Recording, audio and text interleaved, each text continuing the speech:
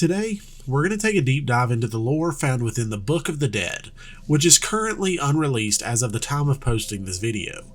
Paizo was generous enough to give me advanced access to this new book, and there is a ton of lore within it. The Book of the Dead is a series of manuscripts known as the Allah al-Maktoum, written by Jeb before his death and continued long after he left his mortal shell behind. Our best estimates put this book starting shortly after the nation of Jeb was founded in negative 929 AR. From there, he would continue to experiment in the dark magics of necromancy and write his findings down within these books. Shortly after the founding of Jeb, the nation came into conflict with Nex and began a war that lasted over 1,000 years. During one of the later exchanges between the two nations, Jeb used the immense power at his command and sucked the very life from the lands in Nex, while Nex retaliated by blighting the lands of Jeb with a series of cataclysms. Jeb responded by animating the dead bodies, raising them as the undead and beginning the nation of Jeb's reliance on the forces of the undead. In 576 AR, Jeb launched a decisive final strike against Nex, and covered the capital city in a lethal fog which killed thousands of its citizens. The wizard Nex, who had survived the initial attack, fled into a demiplane, where he has remained ever since. Jeb himself would remain mortal until 632 AR, using magic to extend his life greatly, but would take his own life in 632 AR. After his death, his own refusal to believe that he had beaten Nex led to his ghost rising with a murderous obsession to prove that he has succeeded in beating Nex. However, 4,000 years later, the gates to Nex's demiplane have reopened, prompting Jeb to prepare for what he believes is his archenemy's imminent return. I provide this brief summary of Jeb's history to frame the rest of the information we've managed to extract from his writings.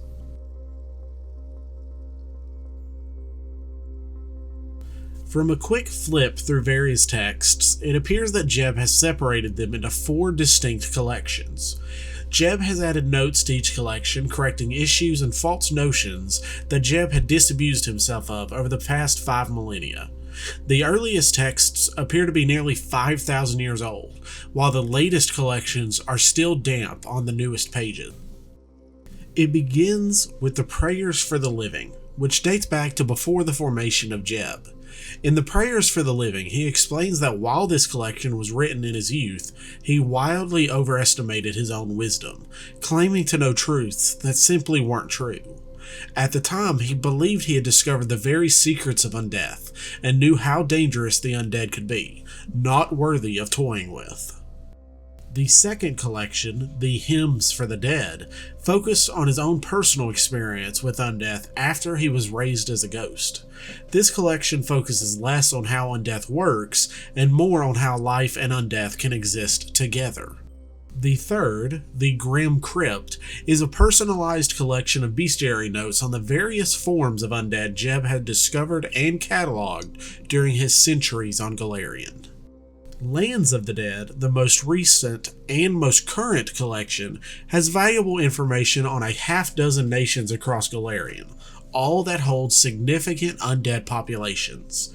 This briefing will only cover the first collection, while each of the other collections will get its own briefing in due time. Undeath appears to be as varied and ever-changing as life is, with dozens of forms of Undeath having been witnessed and documented. They cover all manner of physical forms, physiological drives, and magical abilities.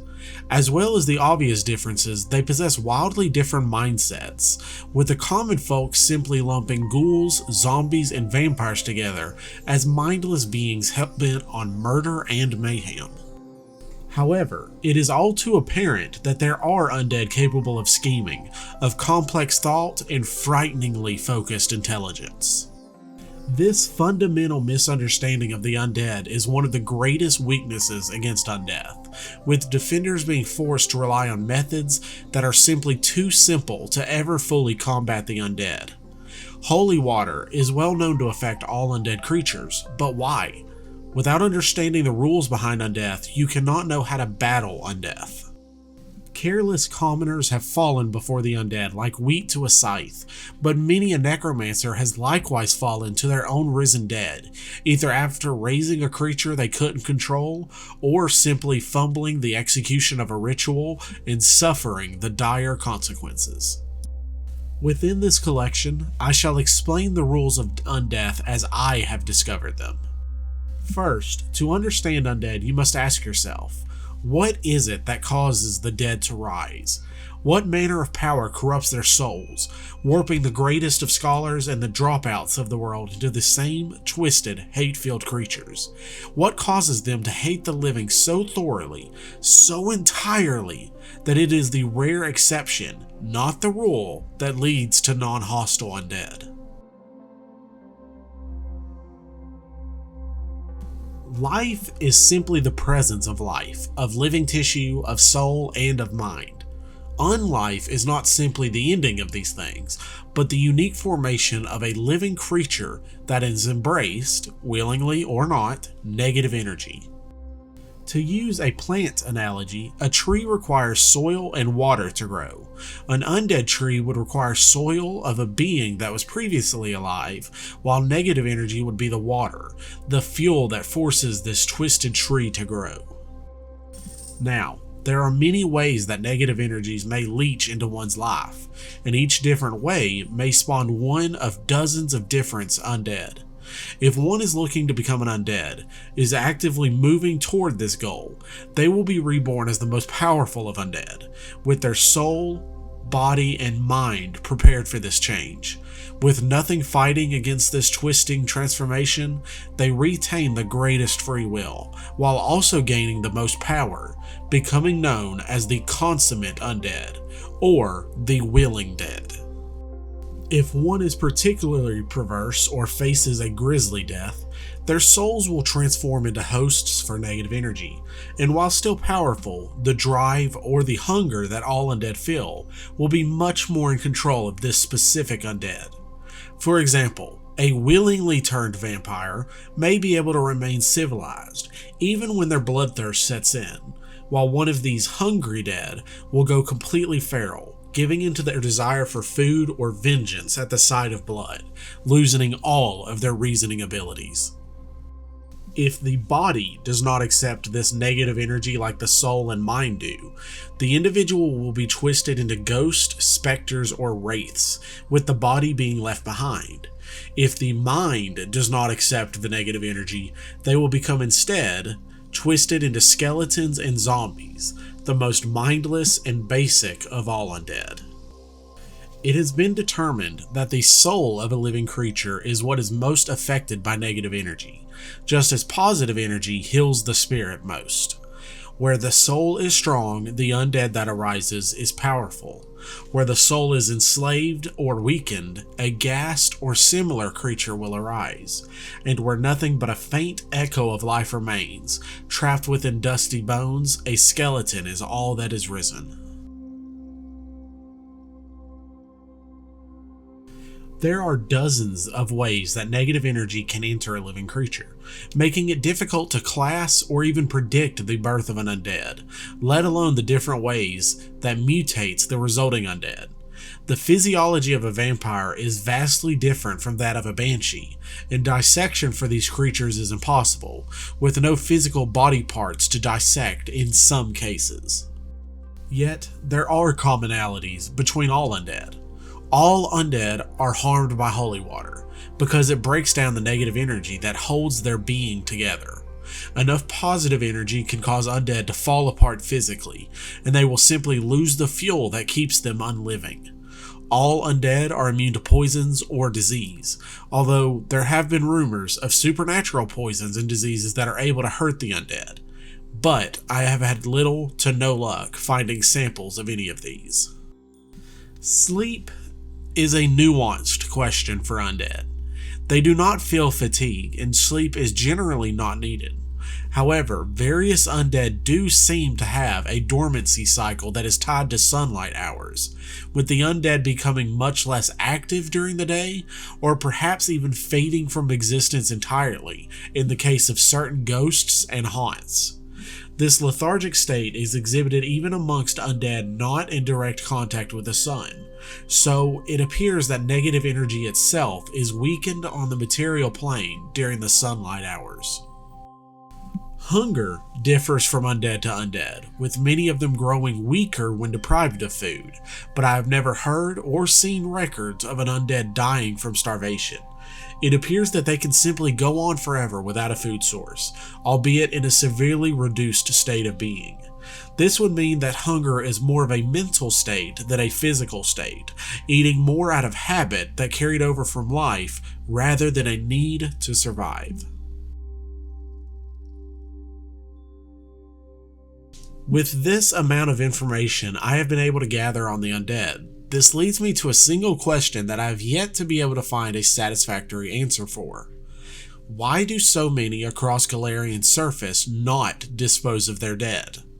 With Undeath being a dangerous plague across Golarion's surface, why do they not burn or dismember the body to prevent its use as a weapon against the living? Some areas within Golarion do realize the threat. In Tian Sha, it is common to cremate the dead. In the Northern Dragon Empires, where combustibles are scarce, the dead are left at mountaintops for scavengers to consume, preventing them from being used to raise the dead by the fact that their bodies are in multiple pieces. Closer to home, in Avestan, certain cultures of the forest are known to place their dead within tree tunics that are infested with fast-growing spores, leading themselves to break the body apart very quickly. But these intelligent societies are the exception rather than the rule. Most civilizations see destroying their ancestors' body as akin to disrespecting them, yet refuse to see that having their loved ones raised and being forced to put them down again is potentially worse than destroying them in the first place. For example, over in Osirion, instead of honoring and securing their dead via bonfire, they create elaborate tombs for their dead. Instead of secure fortresses, they have simply created gathering grounds to raise entire groups of undead at once. Indeed, the undead that can arise within Osirion are also unique, but I am unsure what it is about an Osirion burial that causes such a unique transformation. Osirion is not alone in their attempts to honor their dead, however. Many other cultures try to sanctify their dead, using sacred incenses to repel negative energy, binding their corpses in constricting garments, or binding the hands and feet with leathers to restrain them if they should rise again. Such old methods do have some use, but unless augmented with the correct holy prayers, these methods seldom add any true resistance to a dedicated necromancer. More useful and more interesting are the methods which certain cultures have created that confuse and in some cases neutralize certain types of undead in their areas. For example, in the far north, the Ashari people build mazes of ice around their burial grounds in order to confuse and disorientate any malignant winds that may disturb the dead. The tribe's holy elders are ritually deafened to prevent them from falling victim to the whispers of these evil winds. At the beginning of summer, these elders will remove any ice mirrors that have collected these bad winds and allow them to melt in the summer sun, preventing them from raising the dead. I would very much like to procure a mirror to examine, but so far my agents have been unable to get their hands on one, especially one that's already tainted with one of these evil winds. Over in the Arsali Heights, the cannibals there collect the bones of their victims and roast them over a fire, and offer these bones to their ancestors, many who now haunt the mountaintops there as ghouls. Surprisingly, this outdated belief has unknowingly protected them, with the ghouls there feeding on the marrow within the bones, rarely seeing a need to venture into the villages there. Indeed, this constant feeling of the ghouls' need for food have led them to retain a much larger portion of their personalities and memories. We've discussed a few examples of how cultures have attempted to ward off the random wandering bouts of negative energy. But what about areas where the negative energy is so thick that it is impossible for the dead to rest? Without the direct focus of a necromancer, those laid to rest in these areas will arise anew, no matter what. The very land is so tainted with negative energy that it permeates all who enter it, infecting and twisting them all. Most Deadlands arrive accidentally, at the sites of large battles that repeat over centuries for territory or battles that are fought with unusual brutality. Plagues that are particularly stubborn can lead to Deadlands as well, and execution yards and sites of mass torture are all possible sites of these Deadlands. It is possible to create a Deadlands on purpose via magic, but this is usually only known by your Gathuan fanatics or an overambitious necromancer. Each manifestation is unique, but all are defined by a nearly physical flow of negative energy, which causes these sites to be universally barren and desolate. Animals will refuse to enter these locations, and plant life withers in the area. All that is left in these areas will soon be the ghost of beetles and bugs, skeletal mice, and spectral fauna. Those who live near Deadlands have devised a few folk methods that, while not exact, are sufficient in determining when one has passed into a Deadlands. Travelers will carry with them onion or garlic bulbs, and they will watch for the green sprouts to begin to wither without cause. Holy water may grow cloudy or boil within its containers, while silver charms will tarnish in minutes when exposed to the tainted air. Like the practice of taking canaries into mines, small mice or sparrows will be set upon the ground, suspected to be a Deadlands, and one will watch for their bones to begin shaking as they prepare to reanimate. This test to confirm the Deadlands can take hours, and by then, many a traveler could already have ventured too deeply into these dangerous terrains. Spellcasters, of course, have multitudes of spells that can detect magic, malevolence, or undeath instantly without risking harm. Those with spirit sight can see the crowding ghosts that congregate in such a place, while divine magic attuned to memories of suffering will flare brightly in such a place. The ley lines beneath the land will be corrupted, and divine magic users may even notice that the connection to their deities are unstable at best. However, as much as your average commoner will work to avoid such a zone, for the prepared necromancer, a Deadlands is a treasure trove. Undead that can't or don't exist anywhere else in the world can spontaneously rise within this place, where a necromancer will need to supply time, spells, and components to raise a body. Dropping a corpse into a Deadlands is enough to have the body rise by itself, and it is simple child's play to inflict the necromancer's will upon this newly raised undead. Negative energy does more to an undead than simply give them new life. It fills them with an antipathy toward living creatures, a hatred toward anything still living that is nearly all-consuming. Negative energy is so inherently opposed to the natural forces of life and creation that it's not truly a surprise that it will infuse intense hatred within its forces. Even mindless undead are shaped by this magic. The influence is subtle due to there being little mind to truly affect, but the observant can see the patterns or signs showing the truth. A skeleton assigned to killing mortals will last longer without renewing their magic than a skeleton that is tasked with farming or non-violent duties. Zombies forced to work alongside the living have a higher rate of harmful accidents than those who work with only other undead. It is only through years, centuries of study that I have been able to perceive this pattern and confirm it without a doubt. The negative energy influences them to be on the side of harming mortals at any opportunity.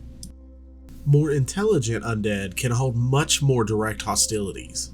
Truly, saying they are hostile is a bit inadequate. No emotion can truly compare to the fundamental loathing that undead have toward the living. Even amongst the most stubborn of dwarves, a blood grudge will eventually be slaked, even if it takes centuries, but no ghast or devourer will ever be satisfied. The energy that fuels them is simply a bottomless void that drives its hatred.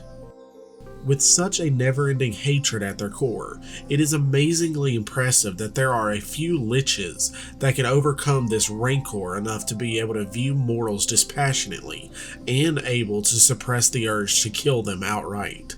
Some ghosts and revenants can even exhibit neutral or helpful behavior toward the living. This is not because they have an inherently benign nature, but due to the sheer force behind their willpower. Pharasma would have you believe that the undead are an abomination, so opposite to the universe that their very existence is capable of throwing the universe out of balance. However, countless necromancers have risen the dead and seen no signs of the universe unraveling at the seams. Surely, if the undead were causing such a disaster, at least one would be able to find a shred of evidence to prove this. Yet, none has been found. So if the universe is in no danger from the undead, why does Pharasma's church push such a story? There's a simple answer, if you keep in mind the origins of Urgathawa. Urgathawa so blatantly rejected Pharasma's judgment that she was able to return to life as the first undead, and utterly humiliated the being who judges and controls everyone's afterlife.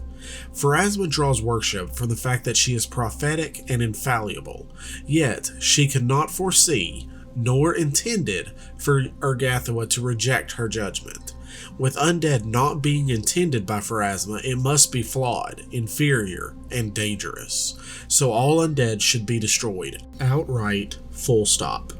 This theory is ridiculous. Undead are different and new, apart from the cycle of life, but not that dissimilar.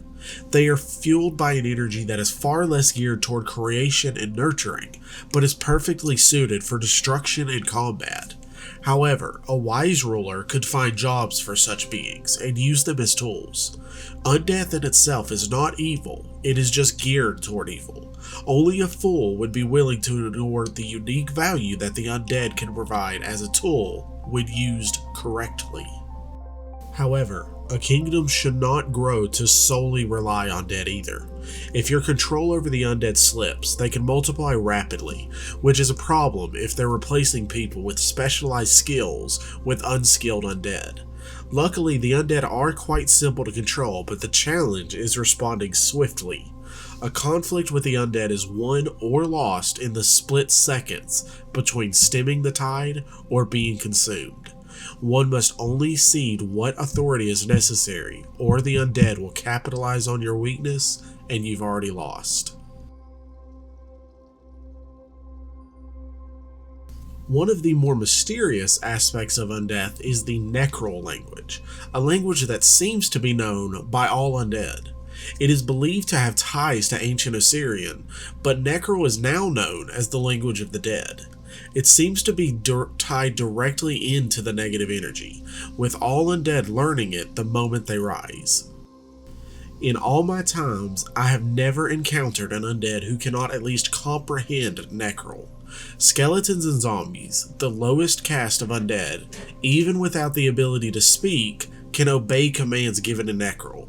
Therefore, they must have a grasp of the language. Ghouls prefer to use it over any mortal language and have even developed Necril dialects that are unique to different communities. Where it was once a strictly magical language, it has evolved or regressed from its magical origins, and serves many of the same functions as mortal speech. I have even noticed that children, raised in utter isolation, who have never heard a word of any mortal speech, can communicate in Necril once slain and risen as undead. From these experiments, I must conclude that somehow, negative energy itself carries the knowledge of Necril, gradually seeping into the undead's awareness over the course of days or weeks after their risings. It is not restricted only to the dead. It can be learned by those who are still living. Necromancers are of course advised to become fluent in Necril, as it is invaluable for interrogating the undead and commanding them reliably. The cultists of the Whispering Way consider Necril to be one of their unholy secrets, and uses it to convey secret messages and as a sign of devotion. The study of Necril does have a price attached, however. The language is so deeply infused with negative energy that speaking its syllables and shaping one's thoughts into the Necril language is enough to begin inviting negative energy into one's own soul. Any scholar who isn't seeking this corruption knows to guard against its creeping influence, but the effect is so slow and so subtle that there are few who can stave it off completely. It is not a stretch to say that learning Necril puts one's soul at risk, but I believe that its rewards more than justifies the risk, given vigilance and care. From mobs that wield torches and pitchforks to the shiny, holy magic-clad blades of Sarenrae's paladins, the living have adopted a wide array of weapons and tools to use against the undead. Sunsticks, holy water, stakes, and fire are the main tools in any fighters of the undead, as well as any weapons that can perform slashing for zombies and bludgeoning to handle the skeletons. Among those fortunate enough to wield enchanted weapons, 3 runes are considered the most valuable: the Rune of Holy, the Rune of Disrupting, and the Rune of Ghost Touch.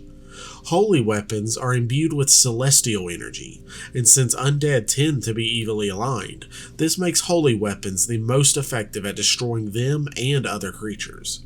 Disrupting weapons channel positive energy, and thus damage the flow of negative energy that animates these undead creatures. Ghost touch weapons allow the weapons to damage incorporeal creatures, such as ghosts, specters, and shadows.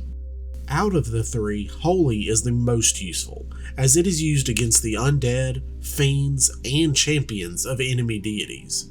Disrupting weapons are used against undead and other beings that are dependent on negative energy, while Ghost Touch is the least useful, as it only helps with incorporeal enemies. Another specially developed weapon is the alchemical-based weapon known as the Ghost Charge Bomb. It explodes in a massive blast that is capable of even damaging incorporeal undead with ease. A hunter of the undead must know the symbols used by the dead to be able to locate their prey.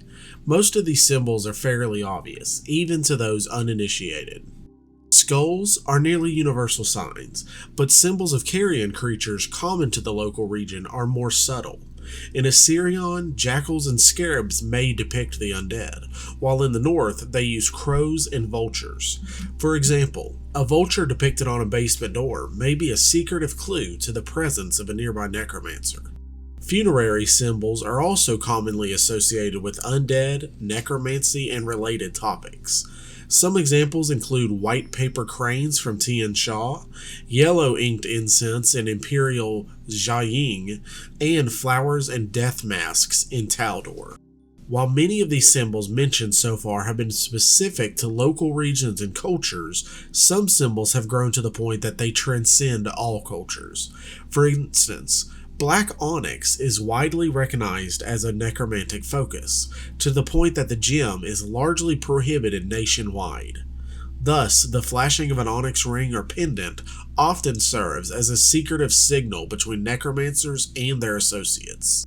The gagged skull of the Whispering Way or the Urgathuan scythe and skull-marked flies are also obviously associated with Undeath, but these symbols are rarely seen outside of secretive strongholds. In public places, practitioners signal one another with corrupted versions of Pharasma's spiral, the bones just askew enough to pass for carelessness to the casual eye, while sending a clear message to its intended recipients. The Archlords of Nex are one of the most dangerous kind of practitioners of anti-undead spellcasters.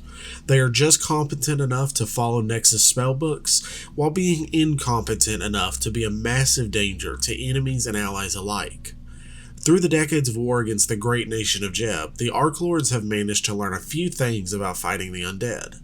While mostly unsuccessful, they do deserve credit for being just dangerous enough to keep their pitiful little nation afloat when cornered. While most of the Nexians have grown complacent after generations of peace, the Archlords push for war. With my return to the world stage, the Archlords dive deep into their archives, looking for knowledge, magic, and artifacts for the war that they expect is imminent.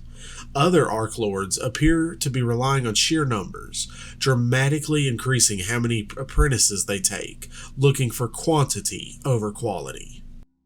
The Bright Lions are revolutionaries from Mazzali of the Mwangi Expanse who seek to overthrow Wakina, the Mummy King. Led by Sihar, the warrior scholar, they hide amongst the citizens of Mazzali, working in secret to the best of their abilities. It took a fair bit of effort for my spies to discover this leader's identity, but at the moment, I have no plans to reveal this info. Perhaps in the future I may seek to trade info for a favor from Wakina, but for now, he seems too unstable to rely on as an ally. The Lions strike against Wakina through his followers. They defend the citizens of Mazzali from his guards, rescuing those that are scheduled for execution and recruiting the grateful and like-minded.